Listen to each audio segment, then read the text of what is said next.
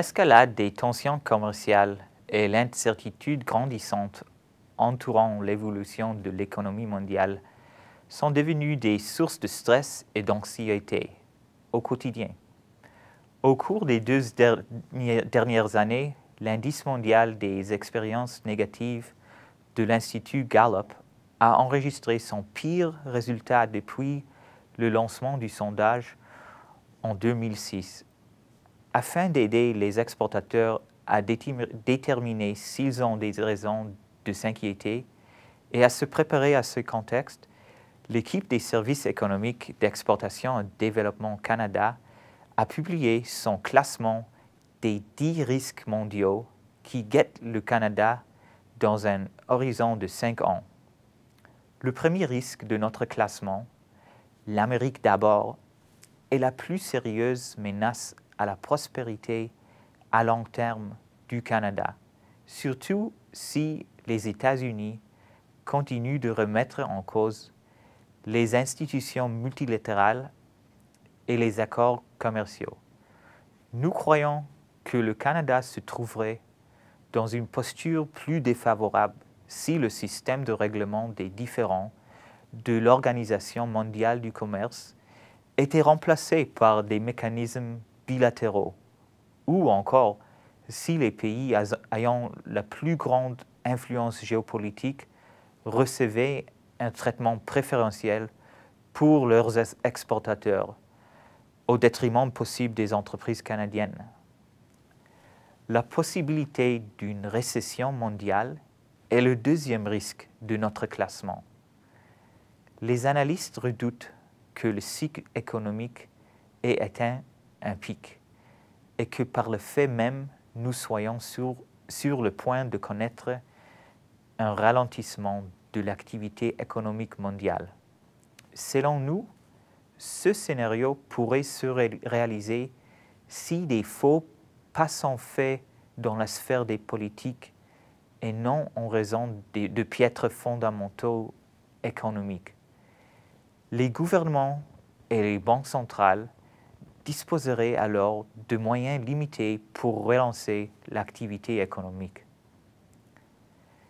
Un facteur pourrait déclencher cette récession, soit la crainte soulevée par notre troisième risque, le protectionnisme mondial.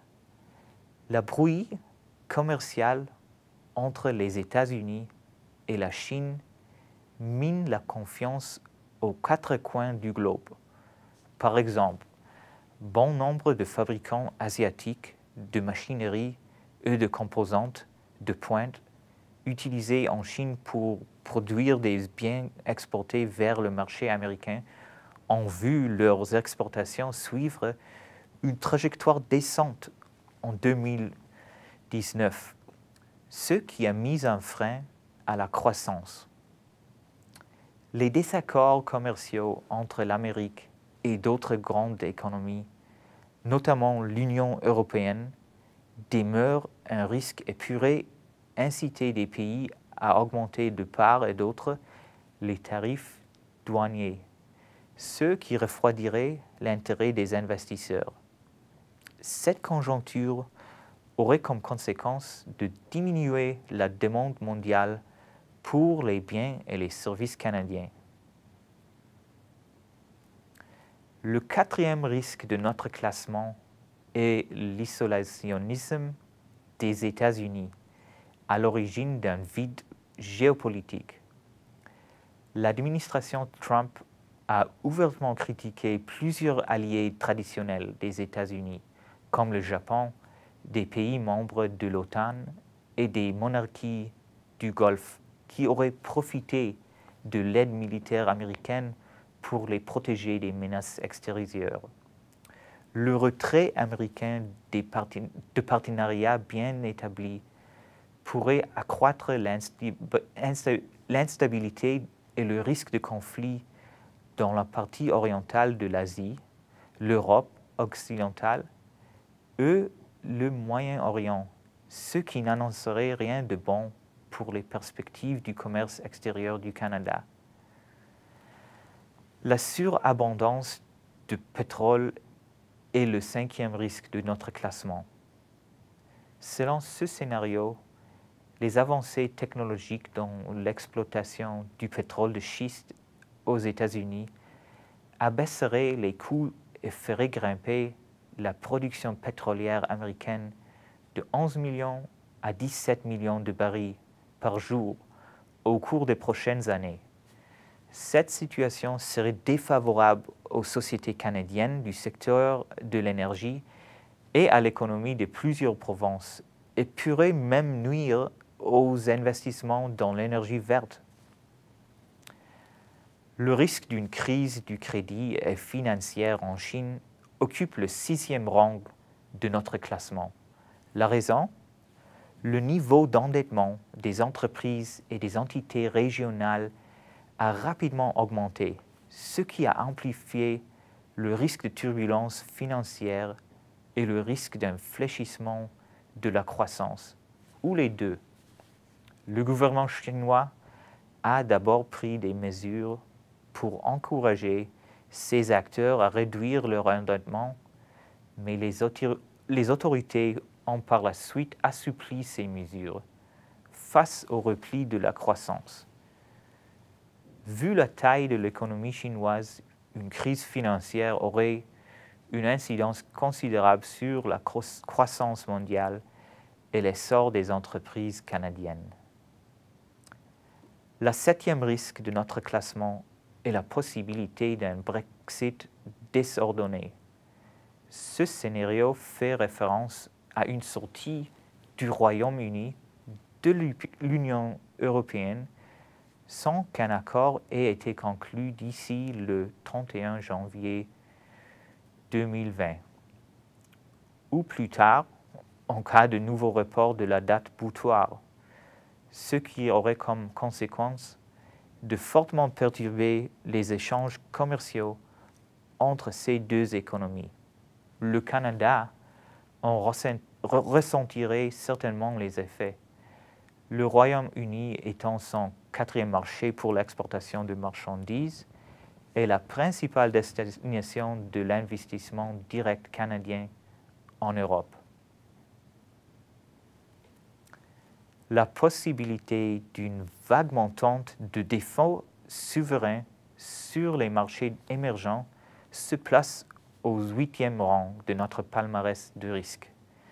Selon ce scénario, les gouvernements et les entreprises sur les marchés émergents contractent encore plus de dettes en devises étrangères en raison des faibles taux d'intérêt. Cependant, cette stratégie tourne mal quand les taux repartent à la hausse, puisque ces débiteurs se retrouvent incapables de refinancer la dette venant à échéance en raison de la montée des coûts associés au service de cette dette. Ce contexte pourrait pénaliser les exportations canadiennes. Le retour de la polarisation occupe la 9e place de notre classement. Ce risque fait référence à la division des pays du globe en deux camps opposés qui s'allient avec les États-Unis ou avec la Chine. Ces deux forces rivales pourraient obliger d'autres pays à choisir leur camp, advenant des conflits commerciaux ou technologiques. Pour les sociétés canadiennes, cette dynamique pourrait limiter l'accès au marché chinois. De plus, cette polarisation briderait l'élan économique parce qu'elle perturberait les chaînes d'approvisionnement et les progrès technologiques. Le risque d'une guerre entre États termine notre palmarès des 10 risques mondiaux. Selon nous, les principaux foyers potentiels de conflit sont la région du Golfe, la mer de Chine méridionale, l'Europe orientale et la péninsule coréenne. Les répercussions de tels conflits varieraient en fonction de ceux qui se transforment en guerre entre États. Par exemple, une guerre avec la Corée du Nord et une alliance entre les États-Unis et la Corée du Sud ferait augmenter le coût du matériel électronique essentiel et de biens destinés à l'industrie lourde. Conclusion, c'est indéniable, la conjoncture que nous traversons est marquée par des turbulences. Anticiper les risques susceptibles d'avoir des conséquences notables est une démarche qui peut aider votre entreprise si ces risques se matérialisent. Se doter de plans de secours afin d'atténuer les risques financiers mondiaux, la spécialité de EDC, est une bonne façon de s'y préparer. Bien entendu, nous espérons tous n'avoir jamais besoin de recourir à de tels plans. Pour le propos de la semaine, je suis John Bitson.